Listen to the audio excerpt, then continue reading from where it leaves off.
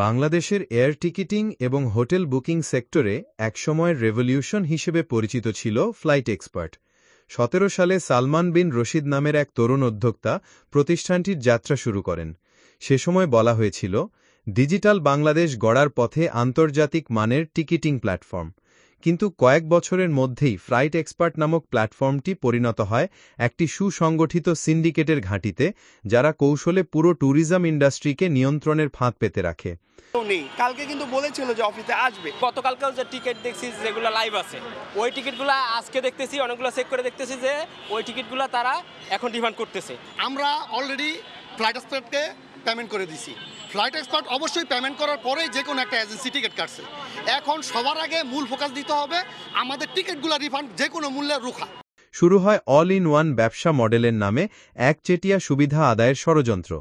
প্রথম দিকে ফ্লাইট এক্সপার্টের লক্ষ্য ছিল সাধারণ গ্রাহকদের সহজে টিকিট ও হোটেল বুকিং সেবা দেওয়া, কিন্তু দ্রুতই তারা নজর দেয় B2B বা বিজনেস টু বিজনেস মার্কেটে। দেশের ছোট বড় অসংখ্য ট্রাভেল এজেন্সি ও এজেন্টদের উপর মনোপলি চাপিয়ে দিয়ে ফ্লাইট এক্সপার্ট সিন্ডিকেট গড়ে তোলা হয়। এই সিন্ডিকেটের মূল কৌশল ছিল বাজারে আসার আগেই এয়ারলাইনের সর্বোচ্চ সংখ্যক সিট বুকিং করে নেওয়া। পরবর্তীতে অন্যান্য এজেন্সি যখন তাদের গ্রাহকদের জন্য টিকিট কিনতে চাইত, তখন বাধ্য হয়ে সিন্ডিকেটের কাছ থেকেই উচ্চ মূল্যে সেই টিকিট নিতে হতো। এভাবে তারা পুরো ইন্ডাস্ট্রির উপর স্টক কন্ট্রোল চাপিয়ে দেয়। ২০২৪ সালের দিকে পরিস্থিতি ভয়াবহ রূপ নেয়। হাজার হাজার গ্রাহক ও ট্রাভেল এজেন্সি ফ্লাইট এক্সপার্টের কাছে অ্যাডভান্স পেমেন্ট দেয়। এয়ারলাইনের টিকিট, ওমরা প্যাকেজ, ইউরোপ আমেরিকার হোটেল বুকিং সবকিছুতেই তারা লোকজনের টাকা নেয়, কিন্তু বাস্তবে সেই সেবা কখনোই পৌঁছায়নি। প্রতারণার পরিধি এতটাই বিস্তৃত ছিল যে দেশে বসেই ফ্লাইট এক্সপার্ট সিন্ডিকেট বিদেশের এয়ারলাইন সিট ব্লক করে রেখে পুরো সিস্টেমকে জিম্মি করে তোলে। ঠিক যখন দেশের হাজারো গ্রাহক ও এজেন্সি প্রতারিত হচ্ছিল, তখন সিন্ডিকেটের মূল হোতা সালমান বিন রশিদ তার পরিবারসহ দেশ ত্যাগ করে।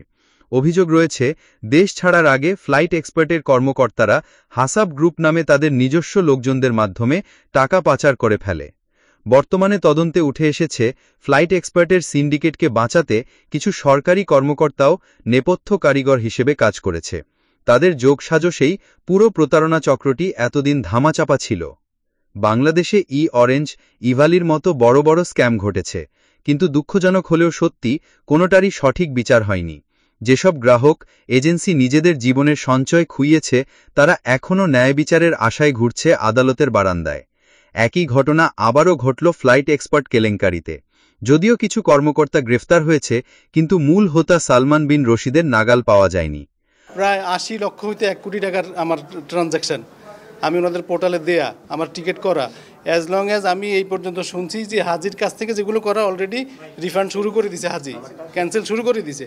তাহলে আমি কোথায় যাব, আমি কার কাছে যাব? টিকেটিং প্যাকেজিং প্রোগ্রামের মাধ্যমে তাদের কাছ থেকে ১ ও ২ নং আসামি সহ প্রায় ৫ থেকে ৬ হাজার কোটি টাকা অপরাধমূলক আত্মসাৎ করে তারা নিয়ে গেছে। প্রতি বছর হাজার হাজার মানুষ বিদেশ গমনের জন্য যাদের উপর নির্ভর করে, সেই এজেন্সিগুলো আজ ধ্বংসের মুখে।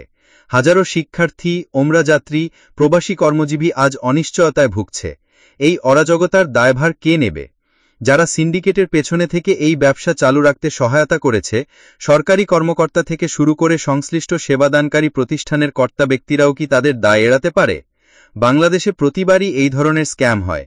প্রতারকরা পালিয়ে যায় আর সাধারণ মানুষ সর্বস্ব হারায়।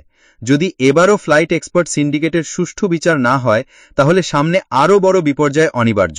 শুধু ব্যক্তি পর্যায়ে নয়, রাষ্ট্রীয় পর্যায়ে এই অপরাধের সঠিক তদন্ত ও দৃষ্টান্তমূলক শাস্তি নিশ্চিত করা এখন সময়ের দাবি।